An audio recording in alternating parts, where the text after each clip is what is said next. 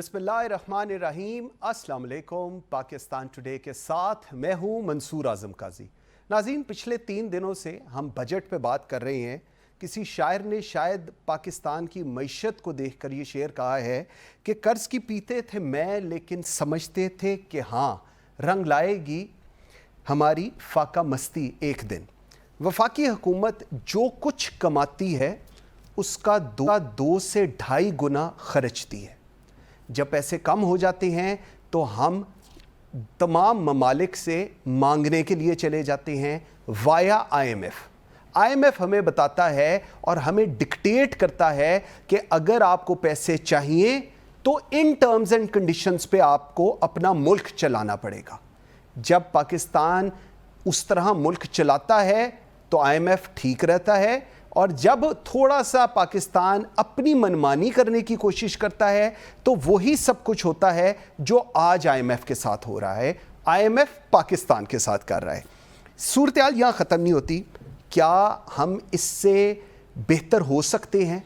क्या हम इस सिचुएशन से, जब से पाकिस्तान बना है, हमारा ये 23वां 24वां प्रोग्राम चल रहा है जिसमें से एक हम लोगों ने कंप्लीट किया है, उसमें भी बहुत सारे इश्यूज़ को रीएड्रेस करते रहे। क्या पाकिस्तान इस सिचुएशन से बाहर निकल सकता है?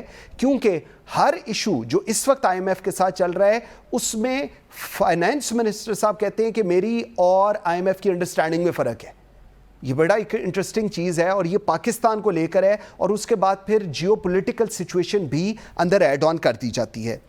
क्या हम लोग रेवेन्यू इंक्रीज कर सकते हैं? रेवेन्यू इंक्रीज करने के लिए टैक्स बनाए जाते हैं, टैक्स डाले जाते हैं, टैक्स ब्रैकेट्स हमने देखा बेतहाशा हैं, लेकिन टैक्स जो चोरी हो रहा है उसको एड्रेस करने के लिए कोई पॉलिसी नहीं बनाई जाती। इसके साथ साथ प्राइवेटाइजेशन की बात होती है। 212 के लगभग कंपनीज हैं जिनको प्राइवेटाइज करने की बात की जाती है, लेकिन कोई हुकूमत अपोजिशन में बैठ के दावे होते हैं, लेकिन जब हुकूमत में आते हैं तो वो दावे धरे के धरे रह जाते हैं।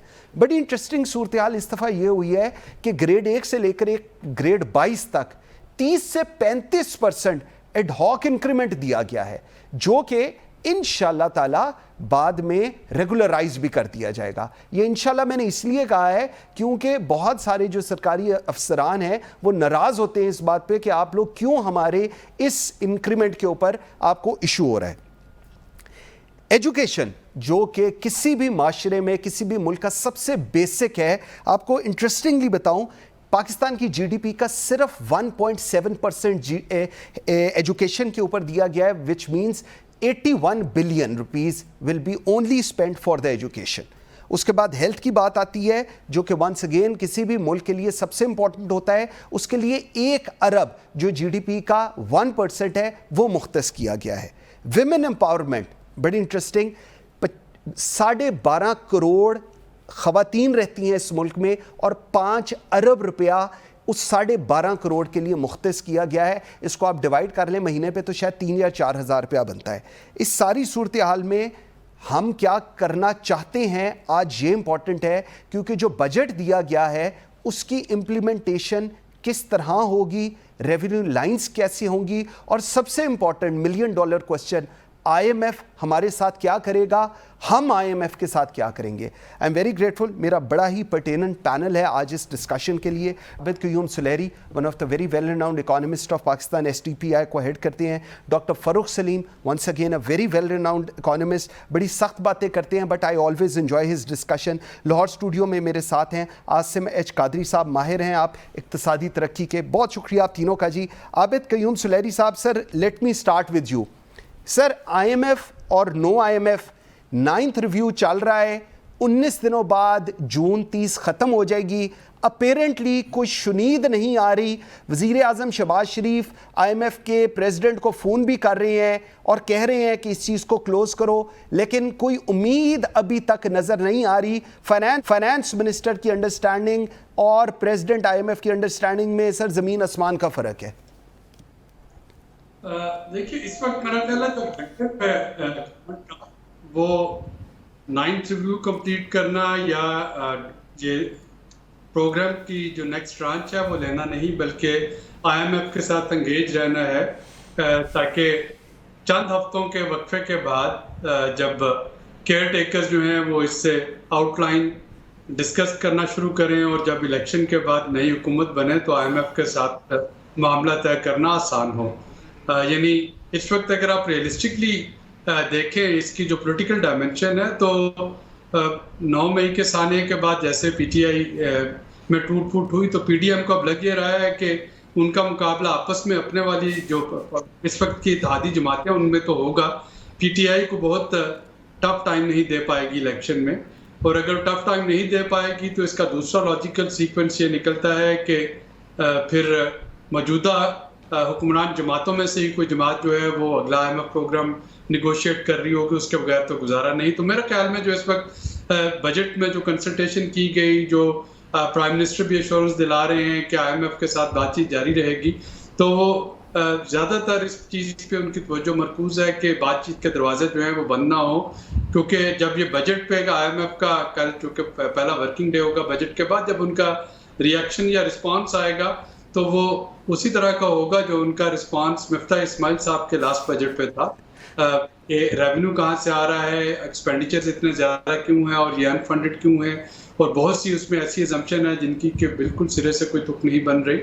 تو یہ جو بجٹ کے جو نمبرز ہیں, یہ تو ہو سکتا ہے کہ آئی ایم ایف کے کہنے پہ بجٹ نیشنل اسمبلی میں پاس ہونے سے پہلے ایک دفعہ پھر سے اس کے نمبر ریوائز ہوں, جیسے کہ رواں مالی سال کے نمبر ریوائز ہوئے تھے, لیکن یہ فائنل کر لینا 9th ریویو کو ٹرانچ لے لینا, یہ کافی حد تک کا مشکل لگ رہا ہے مجھے.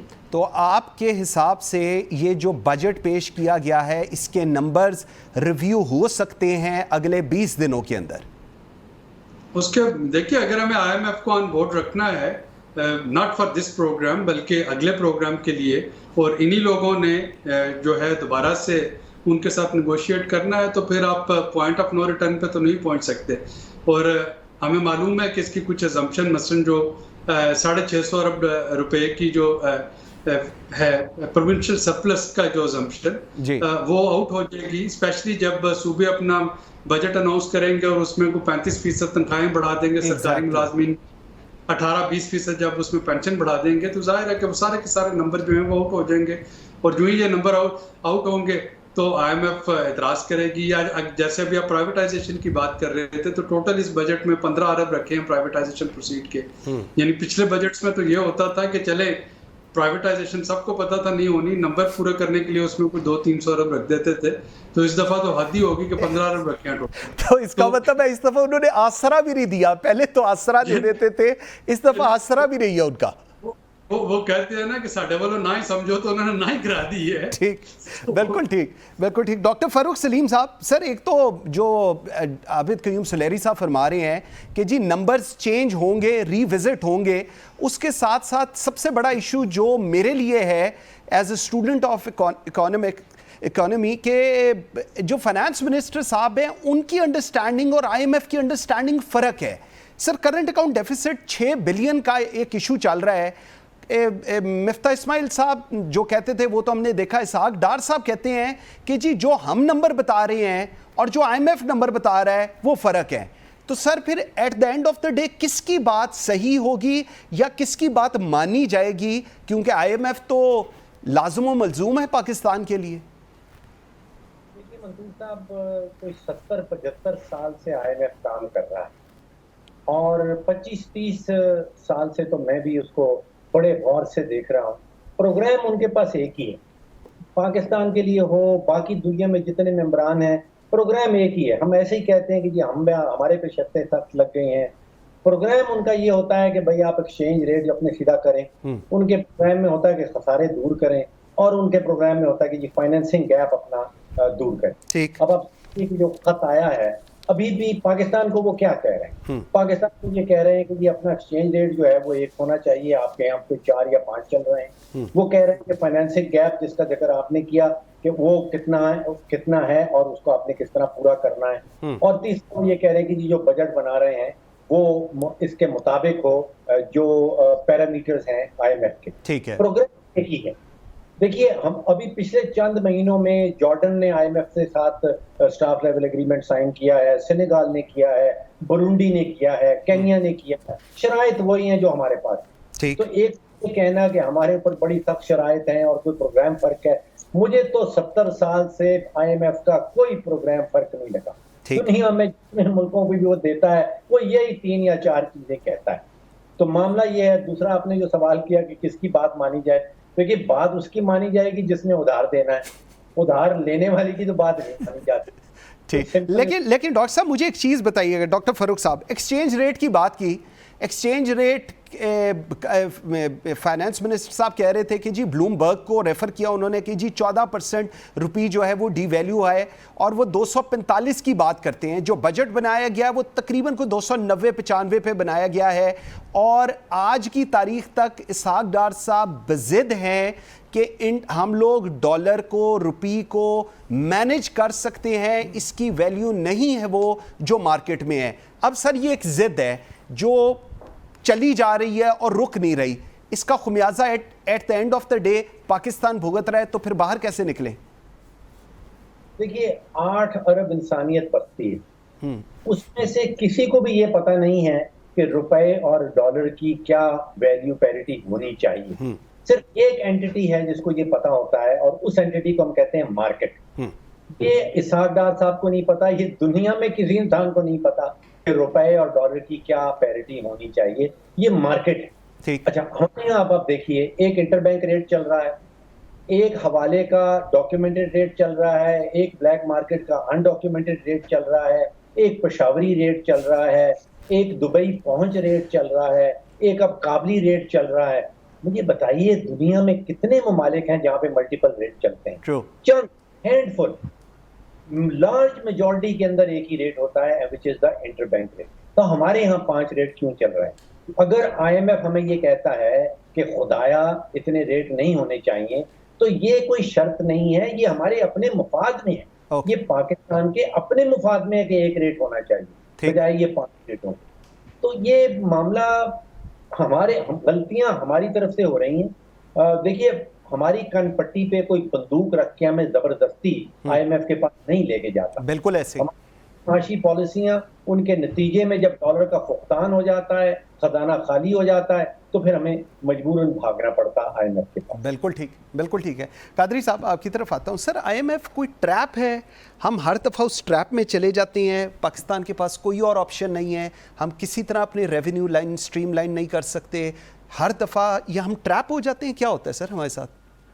دیکھیے جی، یہ ایک تو جب آپ ہماری پبلک میں جو امیج آ گیا ہوا ہے کہ جب IMF کا نام آئے گا تو ٹریپ ساتھ آئے گا.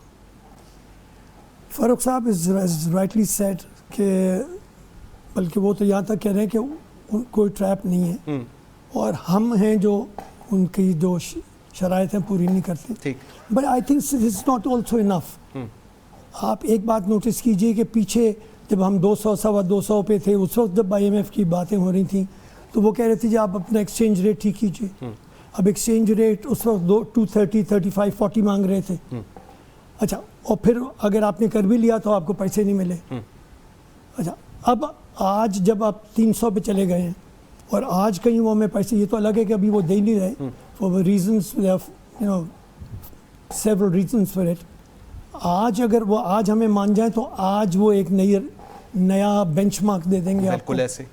اگر تب ہو جاتا ہے تو ہم 250 پونے 300 250 پہ ہی چلتے رہتے اور زندگی بہت سیٹل کر گئی ہوتی. اب آج آپ کو دے دیا اگر انہوں نے، میں تو سمجھ رہا ہوں کہ وہ بلکہ یہ جو تھوڑے دنوں کے بعد ہی جب نئی کوئی گورنمنٹ آ جائے یا کچھ ہو جائے اس وقت ہو تو زیادہ اچھا ہو جائے گا. کہ کم از کم یہ ایک سنگل اتنا بڑا ازدہا ہے ایکسچینج ریٹ. بیکاز لیکن سوال یہ دیکھیں، ایکسچینج ریٹ پہ ہم سارے لوگوں کا کنسنسس ہے، اور آئی ایم شیور کہ پاکستان میں میجورٹی لوگوں کا کنسنسس ہے اس چیز پہ. اس پہ کنسنسس گورنمنٹ کا کیوں نہیں ہو رہا؟ The main person who is dealing with it, why he is not convinced? I do agree, but I also have a question, وہ آپ مجھے تو پوچھ رہے ہیں، لیکن یہ جو سیورل ریٹس ہیں یہ ایڈریس کیوں نہیں ہو رہے؟ obviously اس کو تو فائنانس منسٹر کو سب سے پہلے دیکھنا چاہیے، as فاروق صاحب رائٹلی سیڈ. اور جیسے جیسے کیونکہ یہ جو west east Dubai Afghanistan and right up to the Russians, because उनके यहाँ भी मसले हुए हैं, तो पता नहीं ये एक जगह बन गई हुई है जहाँ से पैसा जो है वो फनल आउट होता है और इजी हो जाता है. सो I don't know, the entire controls are out. लेकिन मैं जी मेरी थोड़ी सी I'd like to digress a little since I have an opportunity. और मैं बहुत दिनों से देख रहा हूँ जितने नेटवर्क पे दोनों को हमने बहुत सुना है. फरूख साहब तो बहुत I appreciate him, he leads from the front. बात ये है कि हमने जो जहाँ हम पहुँच गए हुए हैं, हम यहाँ से completely we are absolutely locked in now. अब इस लॉक इन के अंदर से कैसे निकलना है? इसहाक डार साहब already in his own way वो कह रहे हैं ठीक है. वो तो उस दिन परसों तो उन्होंने ये भी कहा था कि जी मैं ज़रूरी तो नहीं कि हम ये जो IMF है या नहीं है, है या नहीं है. तो ये सारी इनसिक्योरिटीज़ इंक्रीज करती हैं और बाहर वाले भी रिएक्ट करते हैं. बिल्कुल सही. नाज़रीन एक ब्रेक लेते हैं. बड़ी इंटरेस्टिंग सूरत हाल है. पाकिस्तान अगर एक लॉक सिचुएशन के अंदर है तो अब जरा डिस्कस ये करते हैं कि हमने इससे बाहर कैसे निकलना है. जो फंस गए हुए हैं वो तो एक है सिचुएशन, आज की नहीं, जब से चल रहा है ये सिचुएशन. हम इससे बाहर निकल भी सकते हैं या इस ट्रैप के अंदर ही पाकिस्तान ने रहना है? क्योंकि सॉरी टू से बहुत सारे लोग कहते हैं जी अगले 10-20 साल भी हमें IMF में रहना पड़ेगा. सो लेट्स टॉक अबाउट कि पाकिस्तान इस IMF या इस फेज से बाहर निकल सकता है या नहीं. एक ब्रेक लेते मेरे साथ रहिएगा.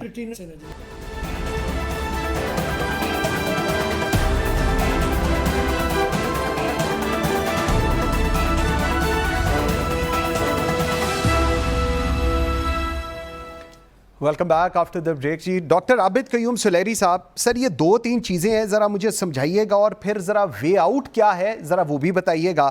सर एजुकेशन के ऊपर आपका GDP का 1.7 मुख्तस किया गया और हेल्थ के ऊपर आपकी GDP का लेस देन 1% मुख्तस किया गया है.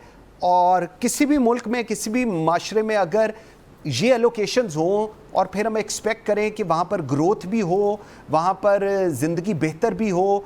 टैक्सेशन बिल्कुल है, लेकिन जहाँ पर टैक्स चोरी किया जा रहा है उसके लिए कोई पॉलिसी सामने नहीं आई.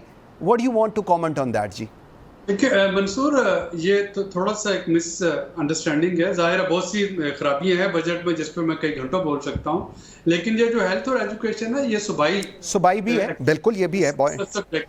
तो इनका जब हम बात करेंगे कि कितना मुख्तस पाकिस्तान में कितना मुख्तस हुआ, तो वो फिर जब तक सूबों के बजट आपके सामने नहीं आते तब तक शायद हम इस पर कोई बात नहीं कर सकते. ये जो फेडरल बजट में होता है ये बेसिकली अगर आप इसको पढ़ रहे हैं उसके एनुअल डेवलपमेंट प्लान में, तो वो ऑपरेशनल एक्सपेंडिचर होंगे हेल्थ डिपार्टमेंट यहाँ पे मिनिस्ट्री के और एजुकेशन मिनिस्ट्री के. HEC के लिए जो है वो PSDP में एलोकेशन की गई होगी और शायद इसमें कुछ ग्रांट्स और जो होंगी सब्सिडीज उनमें भी कुछ हेल्थ का कंपोनेंट जो है वो होगा, जो कि फेडरल गवर्नमेंट मुख्तलिफ सूबों के लिए अनाउंस करती है. तो अगर आप इसको कंसोलिडेट करेंगे तो भी ये कोई बहुत बड़ा नंबर नहीं बनेगा, क्योंकि मेनली हेल्थ और एजुकेशन जो है ये सूबों ने अपने अपने सूबाई बजट्स में इस पे बताना है कि वो क्या एलोकेट करते हैं. ठीक है जी.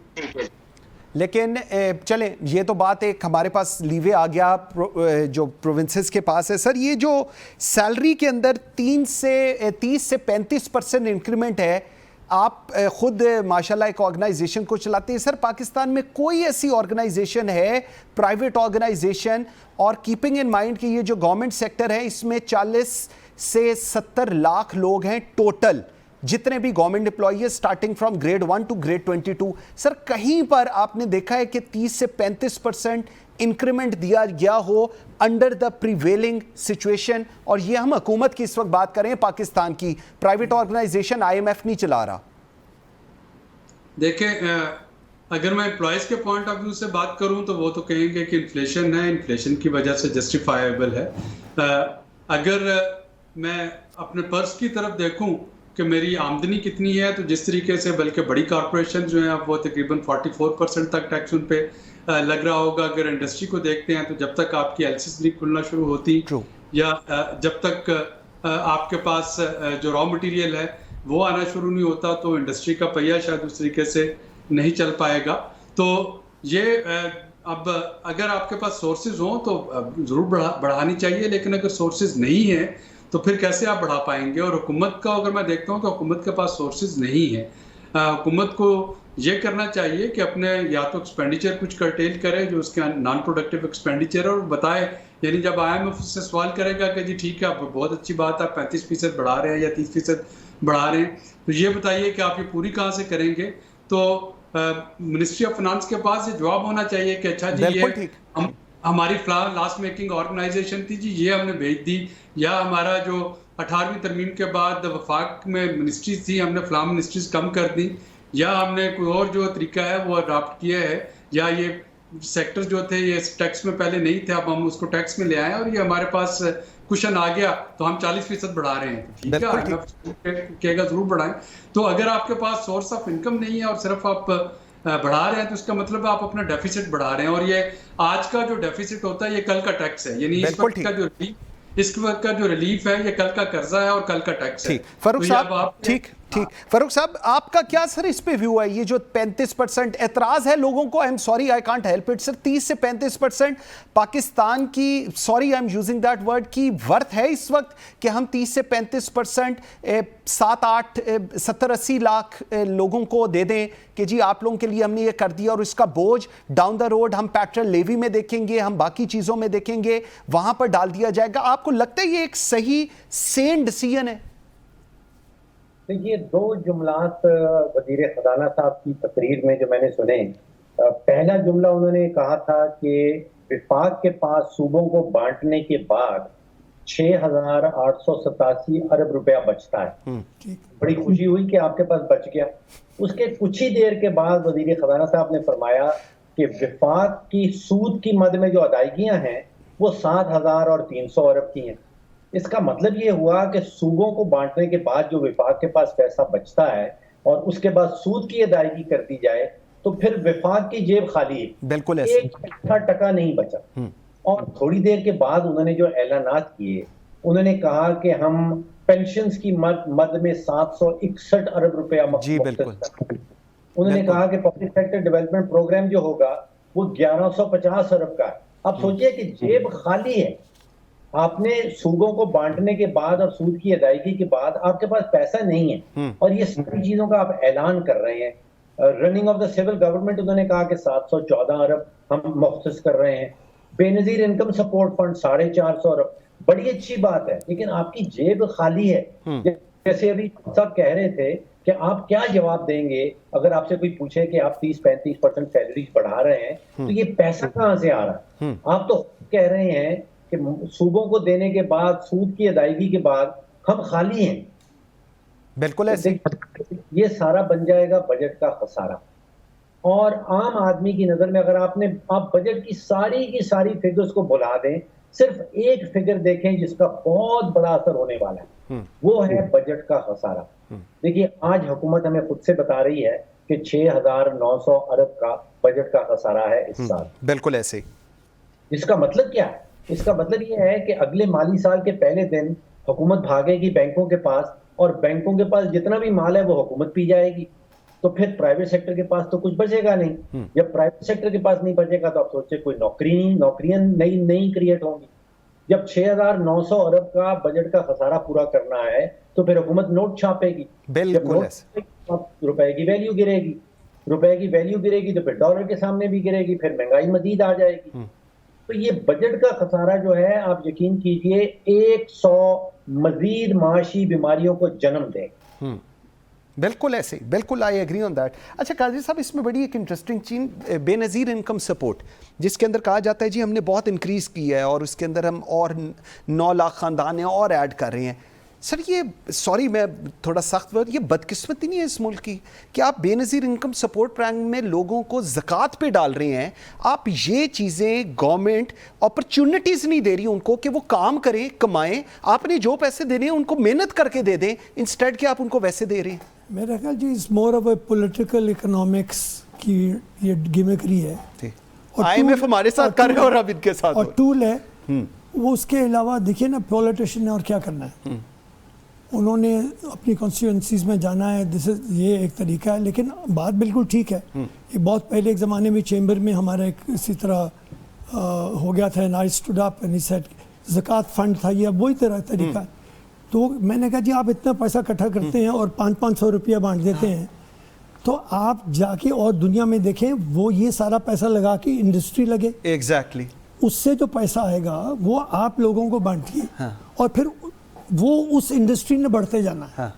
तो आप हर रोज आप इतना लेते हैं और उसके टुकड़े कर देते हैं, लोग टुकड़े इकट्ठे करके तो उसकी कोई चीज़ बनाते हैं, and you blasting the. Were you able to convince them?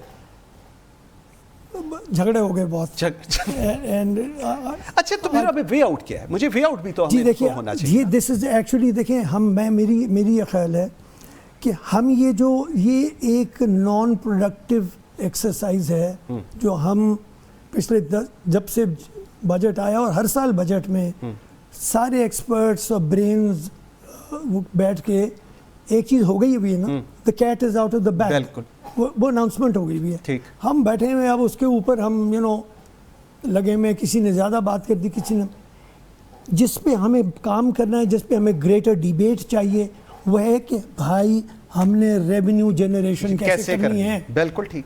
और पीपल लाइक फरोख, पीपल लाइक एवरीवन एल्स जिन्होंने गवर्नमेंट में भी काम किया है और बाहर बैठे हैं, ठीक है, ये ब्रेन्स यूज करके we should find a way out. अब देखिए, और उसमें और कोई इसमें कोई आपने, you not to invent the wheel, पूरी दुनिया में बहुत सारी, और आज with this communication that top class that we have, हम हर जगह से आपको पता लग सकता है आप क्या क्या कर सकते हैं, बिल्कुल क्या नहीं कर सकते।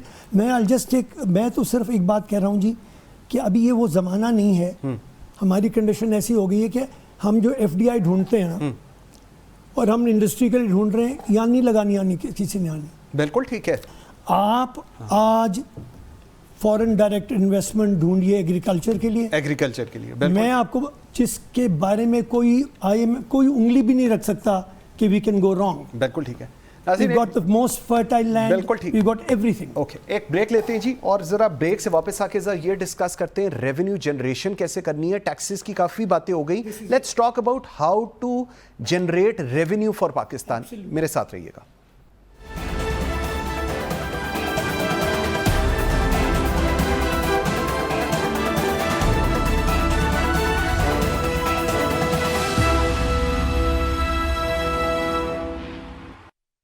Welcome back after the break ji. Doctor Abid Qayyum सुलेरी साहब, sir revenue generation, how can Pakistan work on that? क्या करने की ज़रूरत है?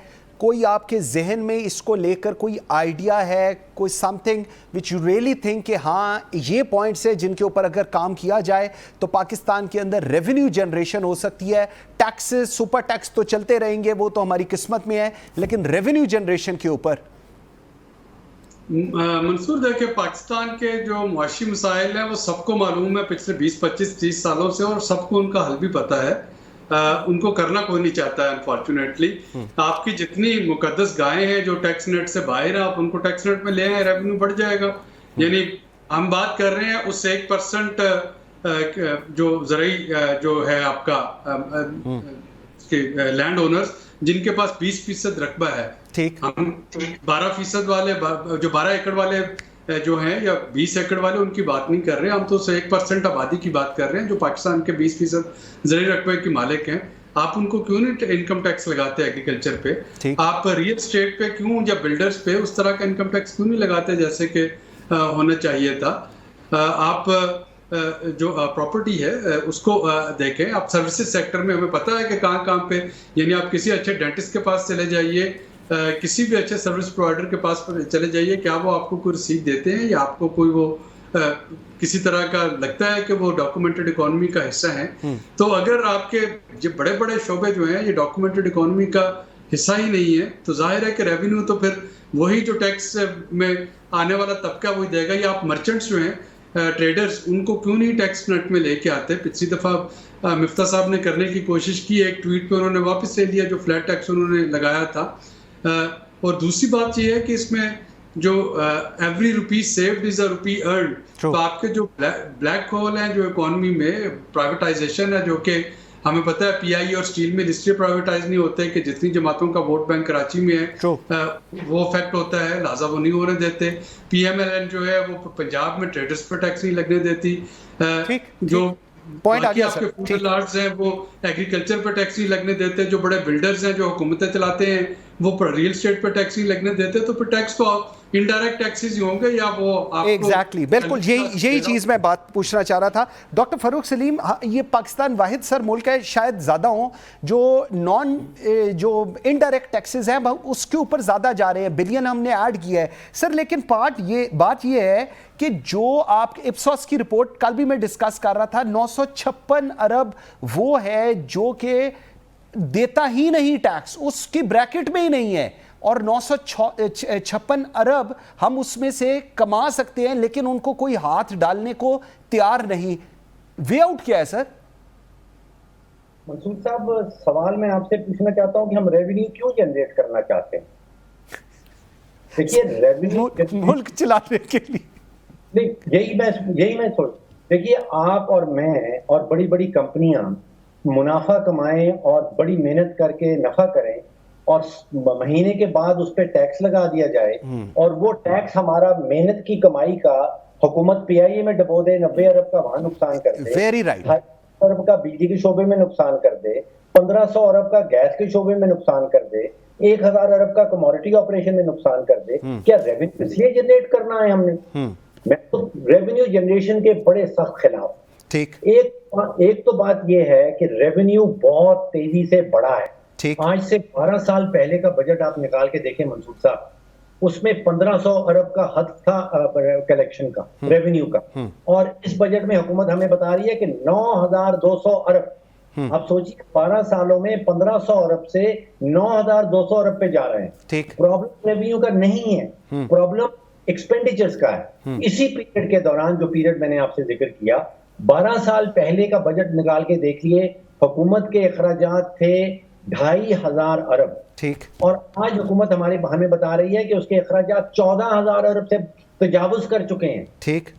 مسئلہ اس ملک کے ساتھ ریونیو کا نہیں ہے, مسئلہ اخراجات کا ہے. اور ہم سب جو بولتے ہیں کہ ریونیو بڑھائیں, ٹیکس بڑھائیں, فلانے پہ ٹیکس نہیں لگ رہا, اس پہ ٹیکس نہیں لگ رہا, بالکل غلط بات ہے. دیکھیں, پاکستان کا ہر بچہ, بوڑھا, مرد اور عورت ٹیکس دیتا ہے.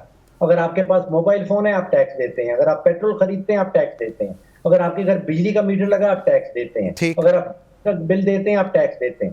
وہ پاکستانی جو پیٹرول نہیں خریدتا, جس کے پاس موبائل نہیں ہے, جس کے گھر میں بجلی نہیں لگی, جس کے گھر میں گیس نہیں ہے, وہ شاید ٹیکس نہ دیتا. بالکل صحیح, ویری امپورٹنٹ. اچھا لاسٹ چیز ذرا قادری صاحب, پی ایس ڈی پی سر کیسے رن ہونا ہے, کیسے رن ہو رہا ہے, کیسے رن ہونا ہے؟ دیکھیے جی, جو المیہ کیا ہے, یہ المیہ ہے, میں آپ کو بتا دوں, اور جو تھوڑا بہت مجھے موقع ملا ہے ود گورنمنٹ ریگولیٹڈ انڈسٹری میں, اور یہ جو نئی جی یہ جو سیمی گورنمنٹ آرگنائزیشنز بنی تھیں, پی ایس ڈی پی نے جا کے جب لگنا ہے نا, آپ دیکھیے کہ ہر ادارے کو آپ چیک کر کے دیکھ لیجیے, ہر ادارے نے اپنے پری کوالیفیکیشن کے رولز ریگولیشنز بنائے ہوئے ہیں. ٹھیک, ایک ہونے چاہیے, ہر ایک نے فرق بنائے ہوئے ہیں, اور ہر ایک کی اپنی ومز پہ چل رہے ہیں. وہاں جو بھی اس وقت انچارج ہوگا, بیوروکریسی کا ہیڈ یا جو بھی ہوگا, نتیجہ کیا ہو رہا ہے کہ وہ بہت ایزیلی کارٹیلنگ ہو جاتی ہے. اور میرے حساب سے ایٹ لیسٹ 40%